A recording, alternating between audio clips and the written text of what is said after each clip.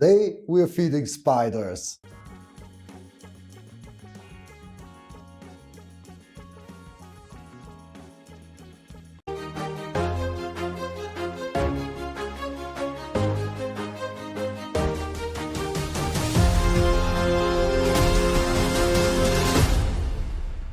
Hello creature lovers and welcome to the universe. My name is Martin from Creepy Creatures Universe, and yes, I know I look terrible and I am still sick and it's 2 days before the Expo. But that's another topic. Today we are feeding spiders and I did things a little bit different. I concentrated on good feeding shots and I will do a voiceover.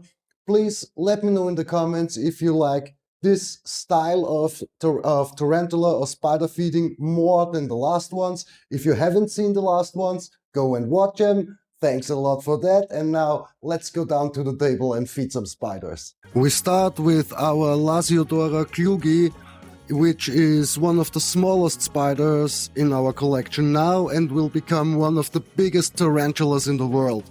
As you can see, they are pretty good feeders. And next, Heteroscodra. And I tried to show you the takedowns a little bit better by slowing it down 4 times, so you're watching 1/4 of the speed when it's slowed down. This is Caribena versicolor, and I missed the takedown in the last case. In this case, she's thinking if she should try, but then she decided otherwise. But I looked into the box a few hours after and the locust was already gone. And this is the coolest thing in the feeding shot case, because this is our miss-molt, the Caribena with only 5 legs. We fed her and she molted, and I think the food disturbed her. So 100% our fault, but she's eating, drinking, I think 1 or 2 molts, and we will have a 8-legged spider again. This is Formictopus cancerides. That's just a pull into the burrow.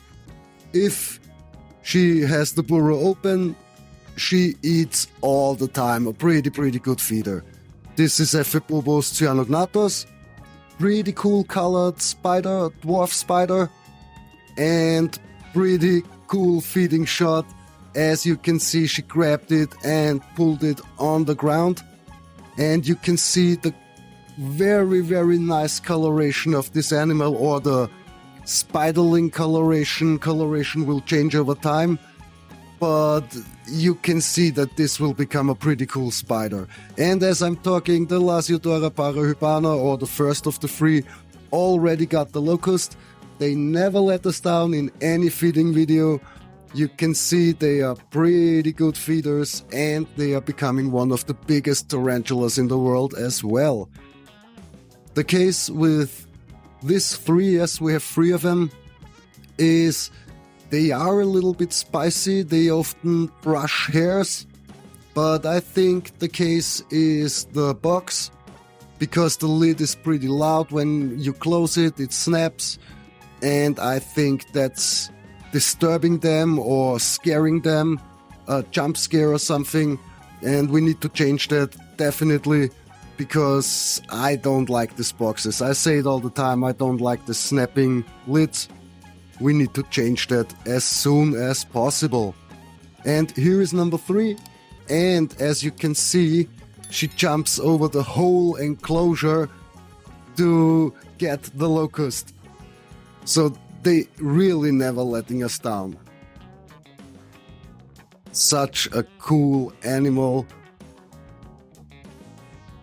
And you can see the hairs pretty good. Next is a pokey feeding shot, rare feeding shot of Poecilotheria metallica.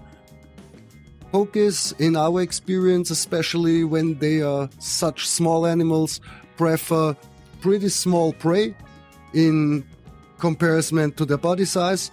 They feed pretty good on small feeding items and pretty bad on bigger ones, which other species like the Caribena take without anything, so you put it in and it's gone.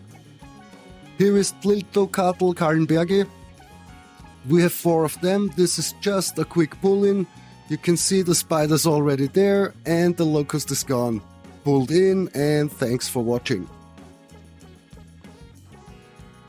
Also pretty cool animals. And here we have Heteroscodra maculata. And those are old world tarantulas with pretty bad, I'm missing the word here, but they are not the most beloved animals in the hobby. I like them very much. They are pretty good feeders. They are often to see, and they are pretty animals. So yes, of course, they are medical significant, like most or like a lot of old world tarantulas, but I don't planning on getting bit, so that's not a case for me. As you can see, 2 of 3 are pretty good feeders. The 3rd will feed the next 24 hours. And here we have Pterinochilus murinus, these orange beauties. And in this case, I don't know what she did here, but this was more a gentle take than a spicy takedown like you would expect it from an animal with such a temperament, or is said that they have such a temperament. In the rehousing, all 3 of them moved very gentle, nothing spicy, nothing defensive, so it worked really good. And they are such pretty orange animals. And yes, of course, the 2nd of the 3rd also pulled the locust down in the burrow. And the 3rd got the locust, I think, 2 minutes after I stopped recording. So all 3 fed in about 2 minutes or something. Really cool animals to keep. You put in a locust and you can watch what happens.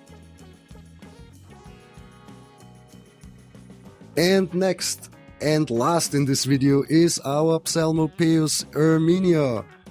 We have them now over a year and they are pretty cool. They appear after a molt. They eat 3, 4, 5 times, and this could be twice a week. We don't do that, but it would be possible. And then they disappear and molt again. I think that's because they were pretty small for the age when we got them, and we're catching up in size. Yes, and with these pictures of Psalmopoeus erminia feeding on her locust, guys, nothing more to say, but wish you all the best. Have a great 3 days. Hope to see you on the Expo Saturday, Sunday in Vienna. And if not, see you in the universe. Bye bye.